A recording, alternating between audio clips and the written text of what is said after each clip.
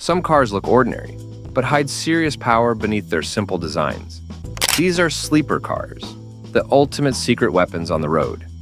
They blend in with traffic, but the moment you hit the gas, they leave sports cars in the dust. Number 8, 1967, Chevrolet Biscayne 427. The 1967 Chevrolet Biscayne 427 is one of those cars that hides in the shadows, unknown to many, but legendary to those who truly understand muscle cars. It was a beast in disguise, a plain-looking two-door sedan that packed serious power under the hood. Chevrolet never made flashy ads for it, and it was never the star of the showroom. But this car had something special. It had a 427 cubic inch V8 engine with raw muscle paired with a 3-speed manual transmission. It could go from 0 to 60 miles per hour in 6.1 seconds and complete the quarter mile in 14.6 seconds, all while looking like an ordinary family car. However, the Biscayne name had been around since 1958, and it was built as a no-frills, affordable, full-size car for people who didn't need the luxury of the Impala or Bel Air. But Chevrolet had a secret weapon. Customers could order the Biscayne with any engine they wanted, including the monstrous 427 cubic inch V8. The result? A car that looked simple, but had the heart of a race car. It was perfect for those who wanted power without attracting too much attention. Unlike the flashy Impalas with chrome everywhere, the Biscayne was all about simplicity. The exterior had almost no chrome, the hubcaps were small, and the interior was basic with just the essentials. No fancy power windows, no plush carpets, just a basic steering wheel and simple vinyl or cloth seats. But for those who cared more about speed than luxury, none of that mattered. What mattered was the feeling of that 427 V8 roaring to life, pushing the car forward with incredible force. By the late 1960s, most Biscaynes came with small engines, like 6 cylinders or small V8s, built for taxis, police fleets, and budget-minded buyers. But a few lucky people knew the secret. They ordered the Biscayne with Chevrolet's most powerful big block engines. That made the 1967 Chevrolet Biscayne 427 one of the rarest and most overlooked muscle cars of its time. Not only this, the power steering and brakes became standard in 1970, but the Biscayne never got the luxury treatment of other Chevy models. It was always the underdog, a car built for those who wanted power without extra cost. By 1972, Chevrolet stopped making the Biscayne in the United States, though it lived on in Canada until 1975. Today, the Chevrolet Biscayne 427 is a hidden gem. It is a true sleeper car, a vehicle that looks ordinary, but has insane performance. Few people know about it, and even fewer have ever seen one in person. It never got the fame of the Camaro or Corvette, but those who own one know they have something truly special. A car that was built for speed, disguised as just another Chevy sedan. If you enjoy this video, keep supporting and do like and subscribe to the channel. Number 7, 1965. Dodge Coronet 426. Street Wedge. The 1965 Dodge Coronet 426 Street Wedge is one of the most forgotten muscle cars ever made. While Dodge was making a big noise with their race-ready 426 cubic inch Hemi engine, this car was quietly sitting in the background. Not many people ordered it, and today, very few are left. It had everything a true street racer needed, but most buyers overlooked it. Dodge never made it the star of their ads, and it got lost behind the more extreme race cars of that year. Under the hood was a 426 cubic inch V8 engine, but this was not the famous HEMI. This was the Street Wedge, a more street-friendly version of the Max Wedge engine. It had a single 4-barrel Carter carburetor, instead of the big dual-carb setup from the Max Wedge. It also had smaller ports, a milder camshaft, and regular exhaust manifolds. But even with these changes, it was still a serious machine. It made 365 horsepower and 470 pound-feet of torque. That was more power than most other mid-size cars of the time, making it one of the biggest engines available in this class. Beyond this, Dodge and Plymouth both offered the 426 Street Wedge in 1964 and 1965, but it was always in the shadows of the race-ready Hemi. Most people buying muscle cars were focused on the high-performance drag racing machines, and Chrysler was busy promoting their race wins instead of their street cars. This meant the Street Wedge never got the attention it deserved. It was a true sleeper car, looking like an ordinary Dodge, but packing serious muscle underneath. The 1965 Coronet was fresh off a redesign and was now riding on a wheelbase of 117 inches with a total length of 204 inches. It was available in different trims, including the base Coronet, Coronet 440, and Coronet 500. The 500 was the most premium version, with bucket seats and a center console. But the 426 Street Wedge engine could be ordered in the hardtop or convertible models. Performance-wise, the Street Wedge was a solid all-around car. It came with a heavy-duty suspension, a strong 4-speed manual transmission, and police-grade drum brakes. Magazines at the time loved it, with Motor Trend calling it one of the most exciting cars they tested in 1965. It had no flashy badges or aggressive styling. It was a muscle car in disguise. Today, the 1965 Dodge Coronet 426 Street Wedge is a rare find. Few were made, and even fewer survived in their original condition. It is a forgotten powerhouse, a car that looks simple but had serious muscle hidden inside. Number 6, 1962, Galaxy 500 XL, 406. The 1962 Ford Galaxy 500 XL 406 was a powerful machine that never got the fame it deserved. Ford built this beast to fight against the Chevrolet Impala SS, Dodge's big muscle cars, and Pontiac's high-performance machines, but it never stole the spotlight. Despite its strong engine and solid design, it was often overlooked, and today it remains one of the most forgotten muscle cars of its time. Ford made just 1,378 of these Galaxies with the 406 cubic inch V8 engine, making it a rare sight even back then. This was the first time Ford put a V8 engine larger than 400 cubic inches in a production car, marking a huge step forward for their performance lineup. The company had been falling behind in the muscle car wars, so they needed something big to keep up. Moreover, this Galaxy came with two versions of the 406 V8. The first version had a single 4-barrel Holley carburetor, making 385 horsepower and 440 pound-feet of torque. The second version, called the Super High Performance Tri-Power, had three 2-barrel Holley carburetors and pushed out 405 horsepower. Both versions had a compression ratio of 11.4 to 1, cast iron headers, and dual exhausts for better airflow. Since this was a serious performance car, Ford made sure it had the right parts to handle all that power. It came with a 4-speed Borg-Warner manual transmission, heavy-duty suspension, stronger drum brakes, a larger radiator, and 15-inch wheels instead of the usual 14-inch ones. Buyers could even choose different axle ratios, with the steepest being 4.11 to 1, perfect for quick acceleration. The Galaxy 500 XL 406 could go from 0 to 60 miles per hour in 7.1 seconds, and the Tri-Power version was even quicker by about half a second. The quarter-mile time was in the mid-15-second range, making it a true muscle car. But despite the power, the Galaxy was heavier than its rivals, which made it hard to win on the drag strip against lighter Dodges, Plymouths, and Chevrolets.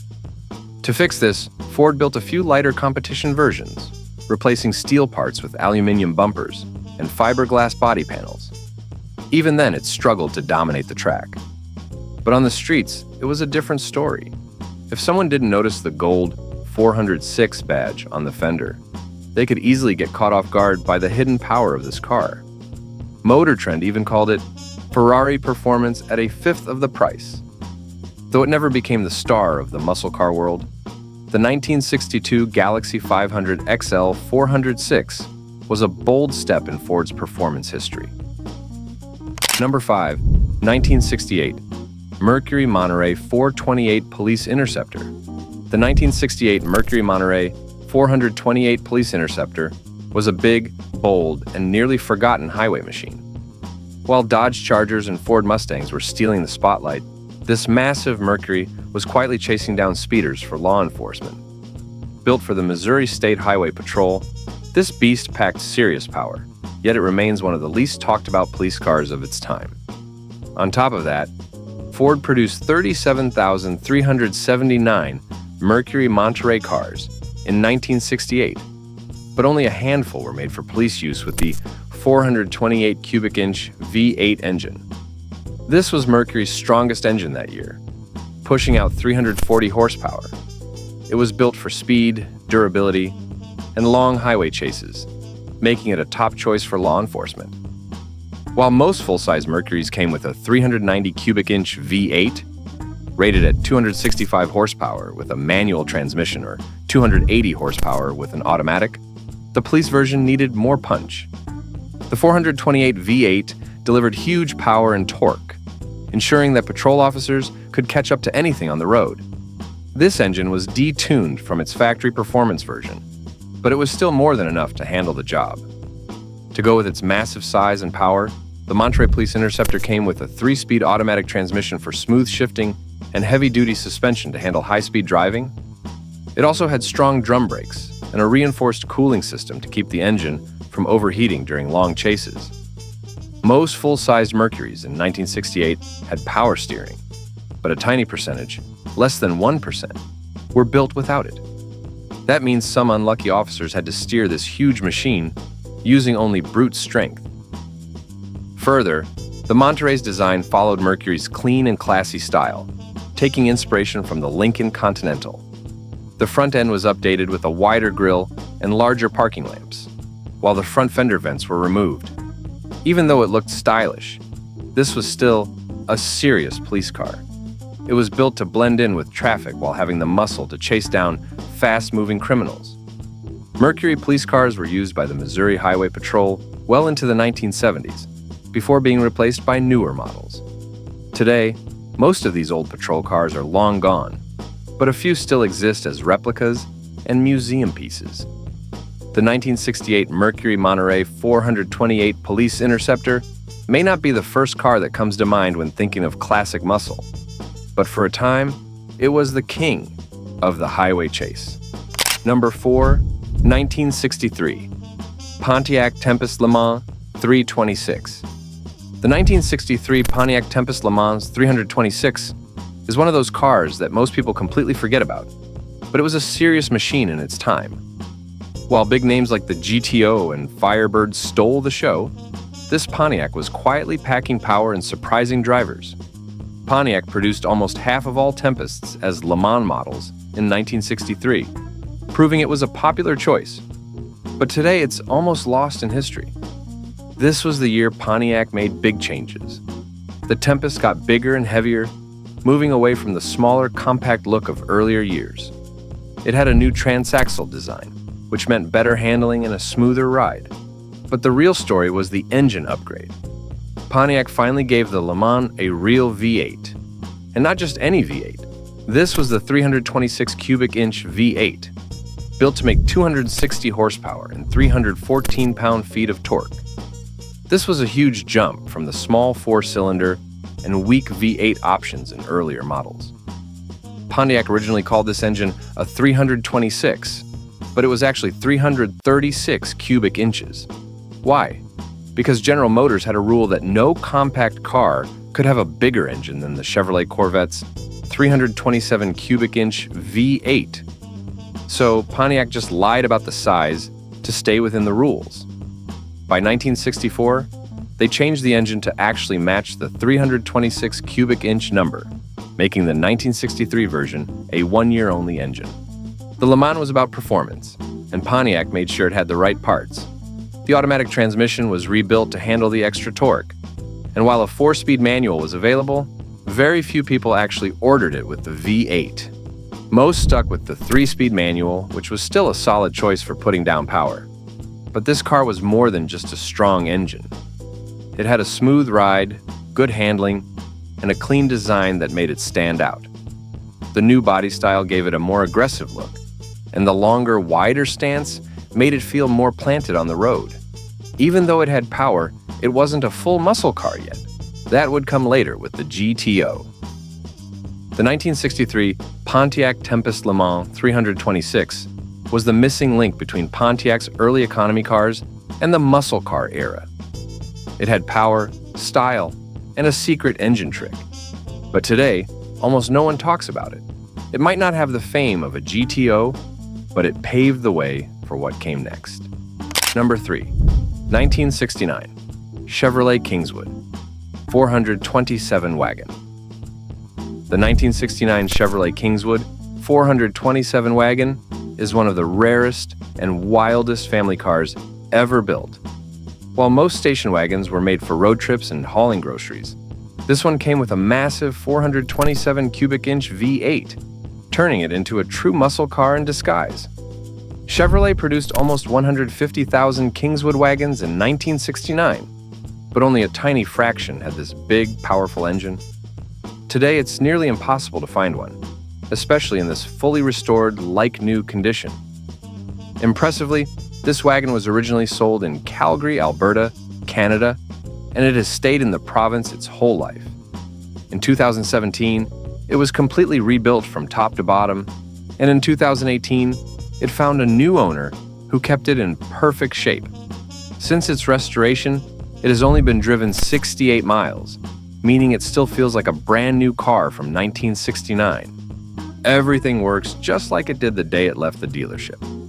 The Kingswood was based on the Chevrolet Caprice, meaning it was a top-of-the-line wagon. This one is finished in butternut yellow, with wood grain paneling and chrome trim running along the sides, giving it that classic station wagon look. It even has a roof luggage rack, factory-tinted glass, and a unique two-way tailgate that drops down like a truck bed or swings open like a door.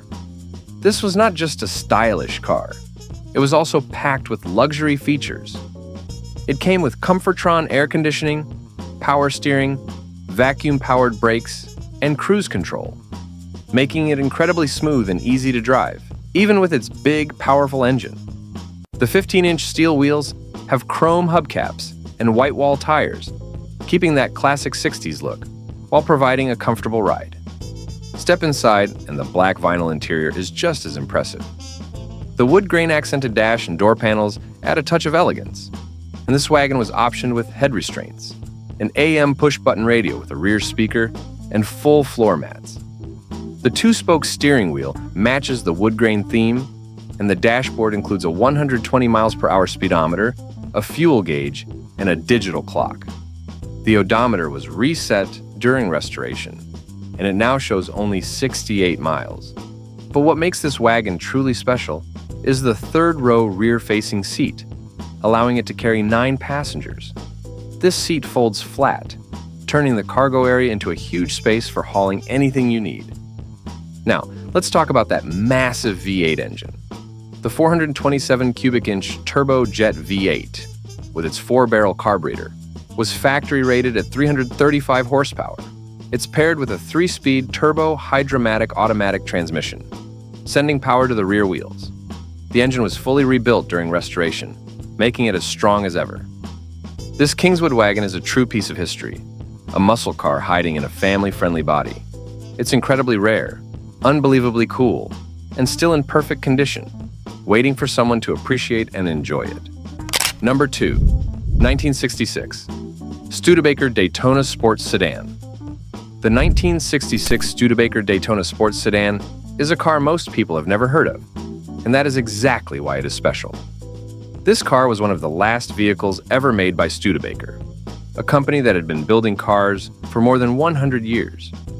By the time this model hit the roads, Studebaker was on its final breath, and only 2,929 units of the Daytona Sports Sedan were ever made. That is a shockingly small number, making it one of the rarest American cars of its time. The Daytona Sports Sedan had a clean, sharp design. It had a long front end and a short rear, giving it a sporty look. The body had just the right mix of toughness and elegance. The front grille had a bold, simple shape, and the car carried the classic Studebaker badge with pride.